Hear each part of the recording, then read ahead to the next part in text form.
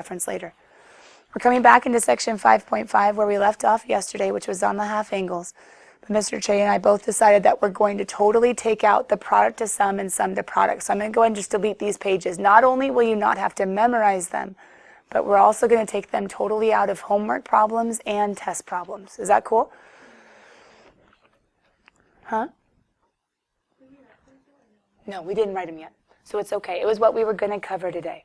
So it kind of shortened what we need to do today as far as section 5.5, which means we can spend more time on 5.4 homework. And I was able to give you a little more time to collaborate on the quiz corrections. So we still need to finish section 5.5, but we're going to be able to do that pretty quickly. I'm going back to where we left off so we can kind of talk about the half angle properties or formulas. And then we're going to go grade 5.4. Remember, these are the last ones that you need to have memorized for tomorrow. Now, let me remind you, tomorrow I am going to have printed off, okay, your formula portion of your test worth 25 points, and there are a couple extra ones that are bonus. So technically, I think there's like 27 points possible. So you could get like a 27 out of 25 and have some bonus going into the test. Kind of cool. What's it going to look like? I'm going to go in order, 5.1 all the way through 5.5. I'm going to give the title of the formulas, like reciprocal identities. And I'm going to give you 1 to 2 to 5 to 6, however many there are. I might not give you all of them. I might just give you 1 or 2. But for instance, let's go ahead and do a little bit of practice. What if you were to read reciprocal formulas or reciprocal identities and you were to see something like cosecant of theta equals blank? Cosecant of theta equals 1 over sine theta is what you should fill in. What if I was to give the title quotient properties and I was to give you cotangent of u equals cosine u over sine u? Why am I saying that? I'm not sure what letters I use tomorrow. Just make sure you use the same letters. Is that okay? If it's a theta, if it's a u, if it's an x. But yeah, good. Cotangent of u is cosine u over sine u. What if I was to put the title Pythagorean properties or identities, and I was to do 1 plus tangent squared of theta equals secant squared of theta. Do you guys see what you're doing? I have the title, which should help you jump to a certain section in your formulas, and then I give you the left side, always the left side, with an equals, and there's going to be a space, and you just fill it in. Okay? In section 5.4, if you want to peek in your notes, what if I was to give you something like sum and difference formulas, and I was to do sine of A minus B. Sine A cosine B minus cosine A sine B. Good. It's sine, cosine, cosine, sine, and a minus because with sine, the sines stay the same. Good. The tangent ones I'm not going to make you say, but remember those are tricky, but there are ways of remembering those as well, of tangent of A plus B or A minus B. Then section 5.5, what if I was to ask you for double angle formulas and I was to do sine of 2 theta or 2x? Let's do sine of 2x. 2 sine theta cosine theta. Good, 2 sine theta cosine theta or 2 sine x cosine x, whatever it is. Now, did I warn you? I think I should have. Did I warn you about the cosine 2x and about how I'm going to ask for all 3? If you haven't highlighted that one, I'm going to ask for all 3. Cosine squared minus sine squared. Cosine squared theta minus sine squared theta. 2 cosine squared theta minus 1. And 1 minus 2 sine squared theta. I ask for all 3. You can already make a note. How are we starting off class tomorrow? Real fast formulas. I'm just going to be like phones in the chart. Sit down, clear desk, let's go. Why? Because it's spitting out what you hopefully know, going in the order that you hopefully studied, filling in as many as I asked for. Does that make sense? And as soon as we're done with that, then we're going to transition to, okay, let's talk about tomorrow, problem portion, and you don't have to worry about having the formulas memorized at all past that point. Which means on Friday, I have or I will have copied off for you a front and back handout that will be your cover sheet. You can have a scratch piece of paper on the side. But your cover sheet is going to be all the formulas, 5.1, 5.4, and 5.5. Okay? And you're going to be able, so when you're doing the test review or when you're doing homework, be looking at the formulas. You don't have to remember them from memory, unless you're trying to practice them from memory. But if you practice it wrong, or if you write it down wrong, then your homework's off and you get frustrated. So when you're doing problems, have your formulas in front of you to stare at, okay? But will you need to worry about the last two that I just deleted? No. Okay? So we're in section 5.5. Hopefully we're all on the same page as far as you get all the formulas that you want on Friday. I'm giving you the handout. You just need to be able to fill in the blanks tomorrow. And a lot of them come before section 5455. Don't forget the ones in 5455. But make sure you have the basic ones that we've been doing all chapter down solid so you can get all those points. We were here yesterday with the half-angle property, and we didn't get to practice it. So let's go ahead and practice it quickly. We didn't get to practice this guy, but long story short, he might show up in your homework. He's not going to show up on the test, so let's not really stress about him too much. Let's go here to the half-angle formulas. We saw yesterday, and some of you as you were writing down the formulas were like, plus or minus, what? An answer can't be positive and negative at the same time for a specific problem. So even though the positive or negative are possible, you're going to have to figure out whether it's positive or negative. That's where we left off. And I asked you guys, hey, 105, where is he? And most of you were able to say second quadrant. And I said, okay, well, what sign's sign? Positive or negative? Oh, sign's positive. All students, sign is positive. So right now we know we're choosing positive eventually, but we don't know who this guy is. 105 is not in our unit circle. That's 15 degrees past 90. I don't know.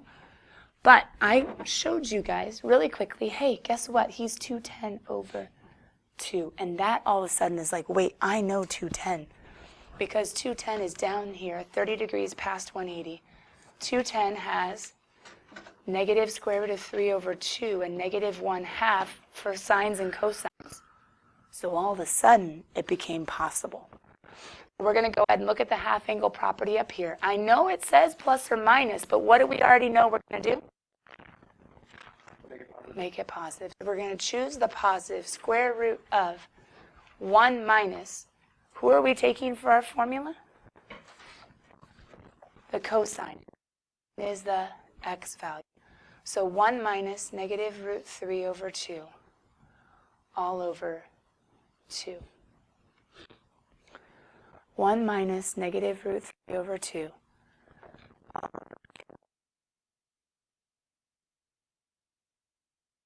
Guys, since we've been or had chapters where I have tested you on the unit circle, and even though I probably should keep testing you on the unit circle, even though I shouldn't allow a calculator on the test on Friday, just in case there are some complex fractions, etc., I don't necessarily want you getting points taken off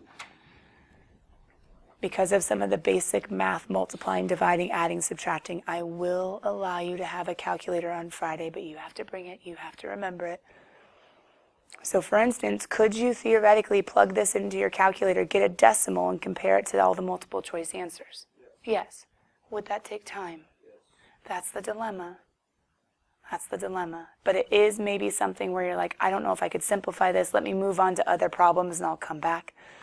Is there a way of simplifying this? The answer is yes.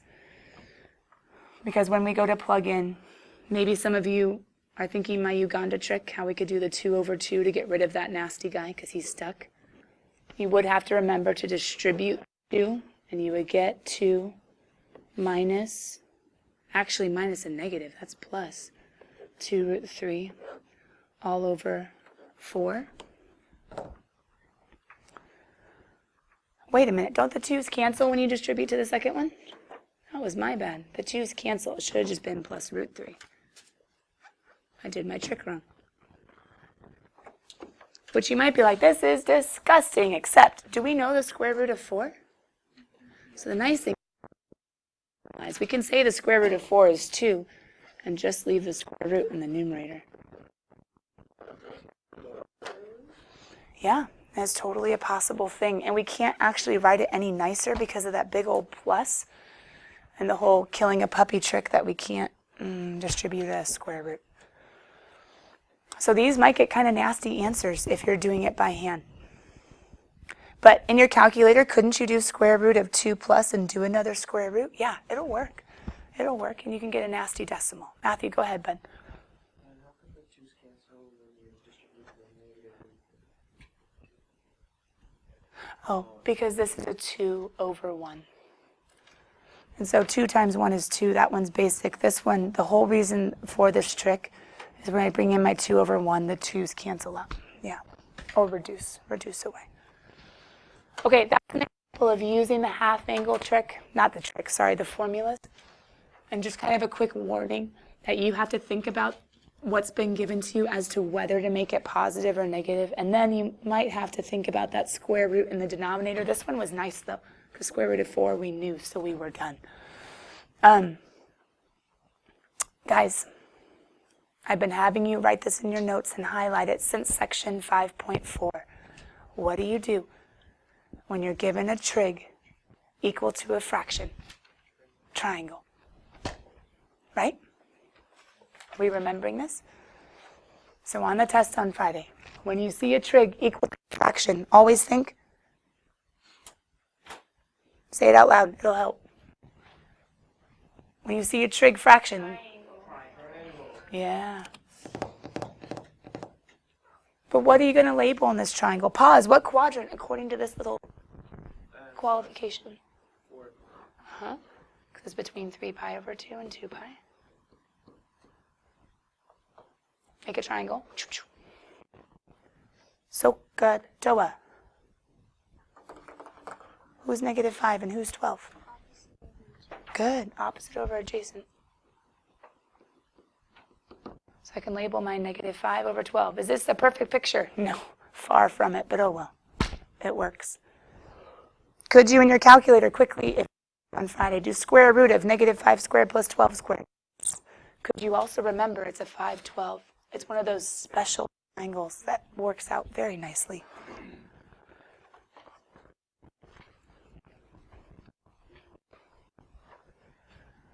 Ooh, letter A says, what quadrant does u over 2 lie? Well, do we know exactly who u is? No. Now, technically, if you had a calculator, could you kind of do like a tangent inverse of both sides and kind of think about it? Maybe. Maybe you would think about doing that. Maybe you wouldn't. But can you guys just give me any angle in here? What's some angle in here? That's 360. This is 270. What's something in between? 300. Cool. Can you just cut 300 in half? What would that be? 150. What quadrant is that? Oh, sweet. All you need is 1. And you're like, okay, well, I guess they all have to be the same thing. They said whoever he is. Okay, cool. You get to do more if you wanted. 330 cut in half is like 115, still second quadrant. Sorry, 155. Why did they ask us that? When you go to do this guy, guys, look at your formulas. What does it start off with? Yeah, half angle properties, sine of u over 2 equals, what's right after that? Plus or minus. Ah, so if I know that the answer is in the second quadrant, what am I going to choose, plus or minus? Plus. Got it. It's just helping me choose which sign. Square root of 1. Remember, sine is sad that he's not used, right? Or fine, sine is not cosine. Whatever. Either way works, right? Sine is sad that he's not cosine. Cosine of u all over. Oh, wait. We have a triangle. So who's cosine? Adjacent over hypotenuse.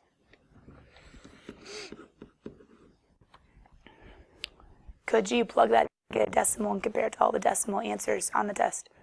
Yes. Or, what's my Uganda trick? Yeah. Now wait, what am I multiplying by top of? The little stuck guy. 13. The little stuck guy. He's the guy that's giving me problems. If the 13 was gone, I'd be happy, but he's not. Now hold on. We are all going to distribute like we're supposed to, right? 1 times 13, right, Joe? 13. What's 12 over 13 times 13? 12. Good, the 13s cancel. That's why it's so cool. All over 2 times 13 is? 26. Don't we have a big old square root still? That's it? Basically, well, 13 minus 12 is 1, yeah? Now, would you guys be able to match it to this? Would you be okay? Yes. Yeah. Remember how to rationalize denominators? Remember? Square root of 1 we know, but we have a denominator with a radical. Remember? This was a thing. It's been a thing for a long time. You got to get rid of that radical in the denominator. Priscilla, what's the kid? So the one before, Yeah. When we multiplied? when we were doing that, we multiplied 2. Wasn't because of him. It was because of him. Because check it, this guy doesn't cancel, he just gets bigger. That's the guy that I'm trying to get rid of. Is that cool? Yeah. Thanks for pointing that out. I didn't even realize there was a 2 in both. Good thing we did this example. Yeah, there was a square root in the denominator. I don't know the root of 26, so I had to make them all nice and pretty. All right, kiddos, that's the end of section 5.5. All right? I am going to shorten that homework tonight. I did have it up just a second ago. If I have time today, I'll try to do it if we have time in class. But I'm pretty sure we're going to need to take it on covering 5.4 questions. So let's go ahead and, nice thing is, 5.4 homework started out with you guys just practicing formulas, basically, right? So we're going to grade 5.4 evens. I know you've already graded 1 and 3 and 5, and I'm sure 2 and 4 and 6 you guys should have gotten perfectly correct because it was just writing down formulas. But we do have some other evens to check, right? I'm just getting the book open because maybe I can adjust your homework right here in class, which would be nice for you guys, especially if any of you have any free time to work on 5.5 today. Let's keep going past the formulas because you guys should have already gotten that one. Number 14.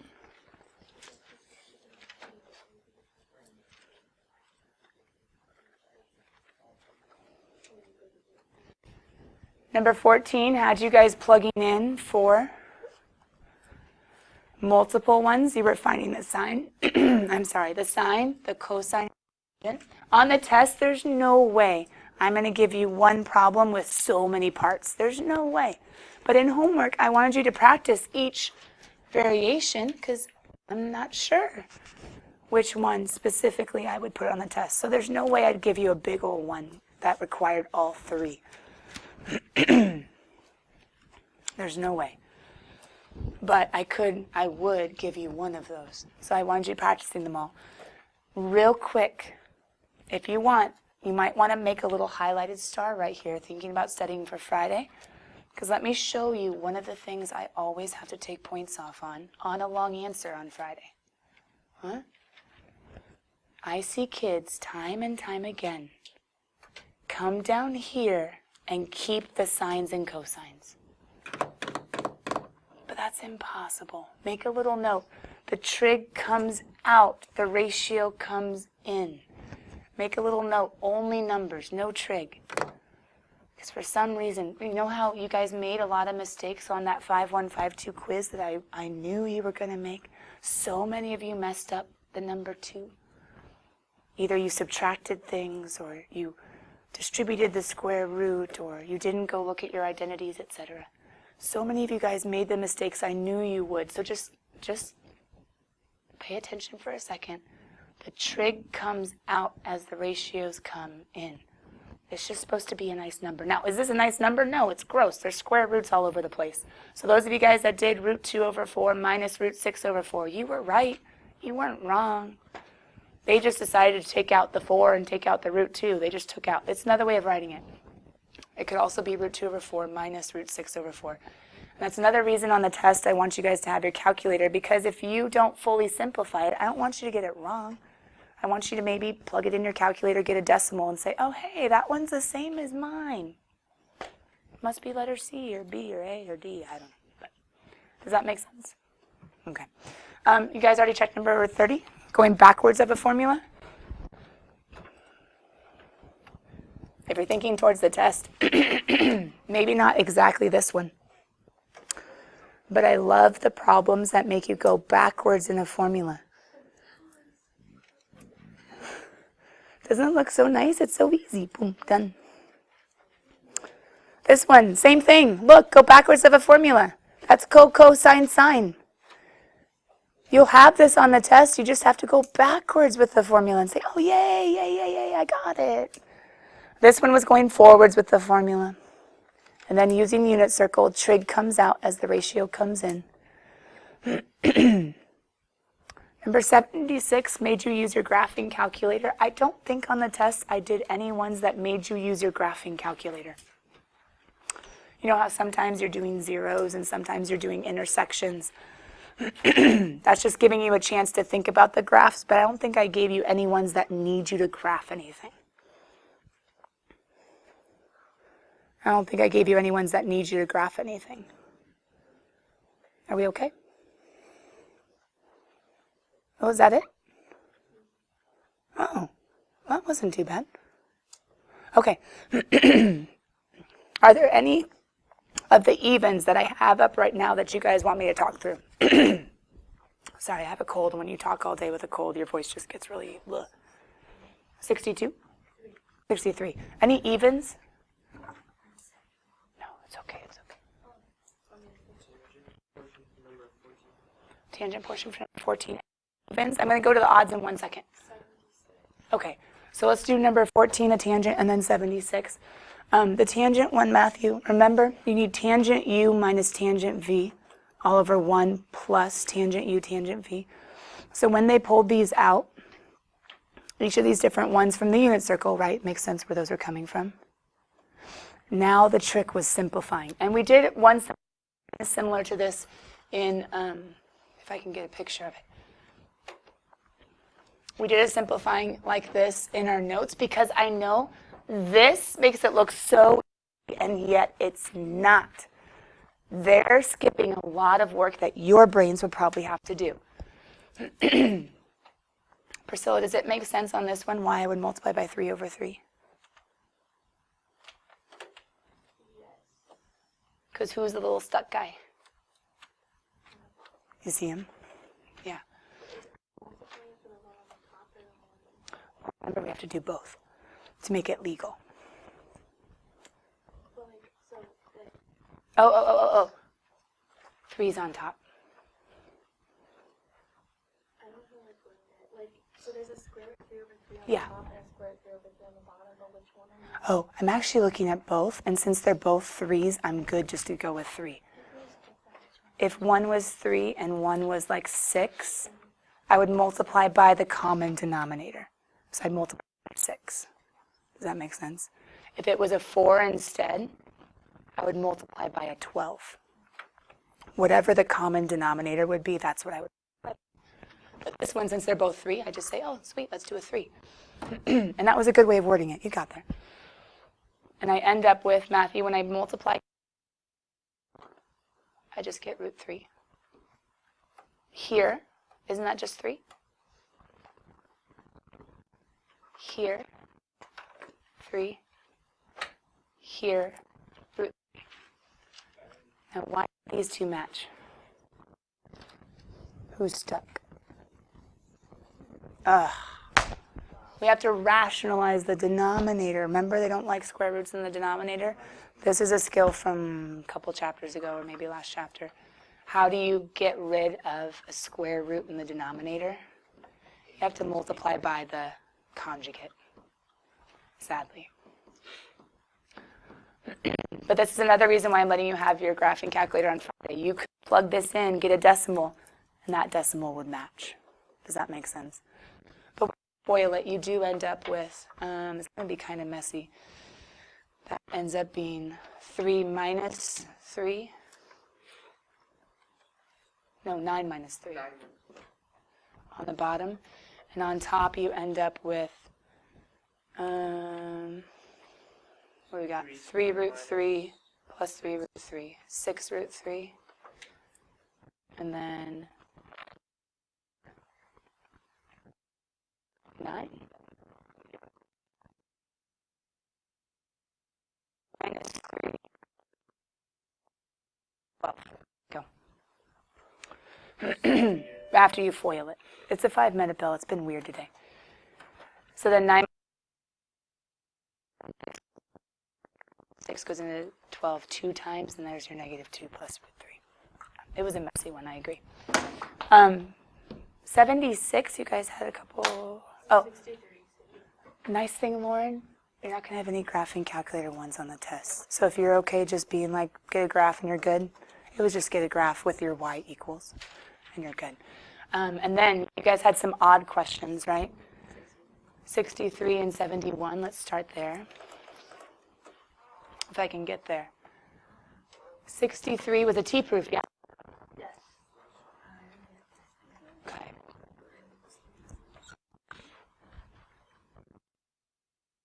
Just think left or right?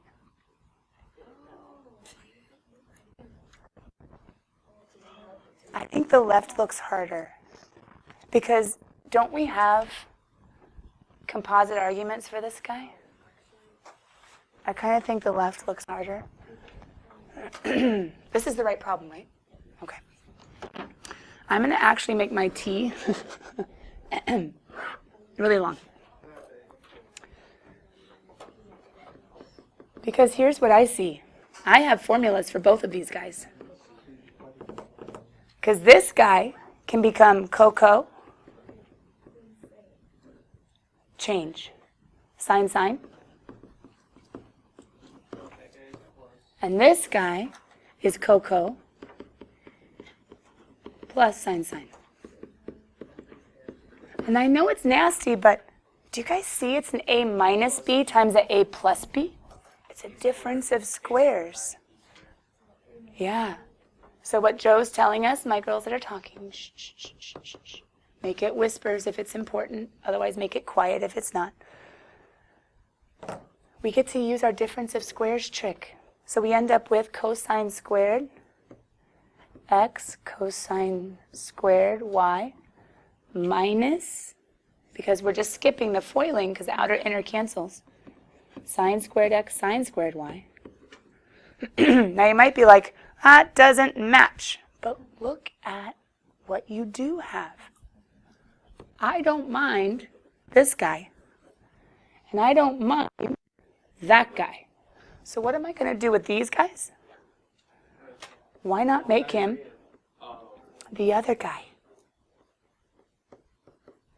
And why not make him the other guy?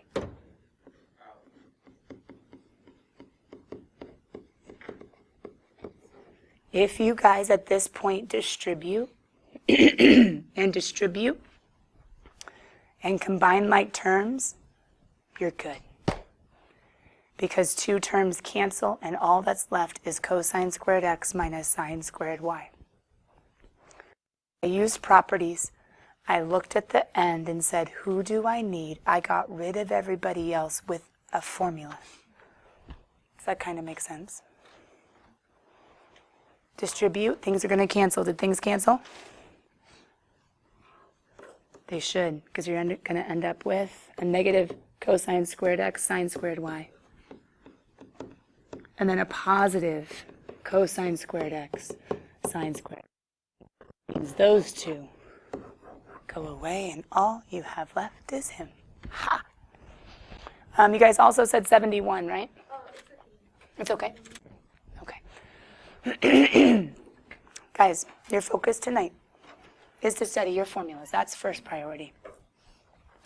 And then right now I have my 5-5 open and I will update. I'll post a comment on your homework when I'm like, it is now up to date with what's required. Long story short, I'm taking out all the product to sum to product from the end of homework that I'm not even asking you to look at. And I'll take away the nasty sine to the fourth or cosine to the fourth power reducing one. That's a little bit harder than the test is going to be. Joe's already gotten there. He's like, oh, good. So I'll homework, play with it, and be flashcarding formula Asking each other, what's the double angle of? People will start to hate you. But who or what, I should say, are you guys going to do before tomorrow? Study what? Formulas, so that you can just fill in tomorrow, okay? Okay. See you later.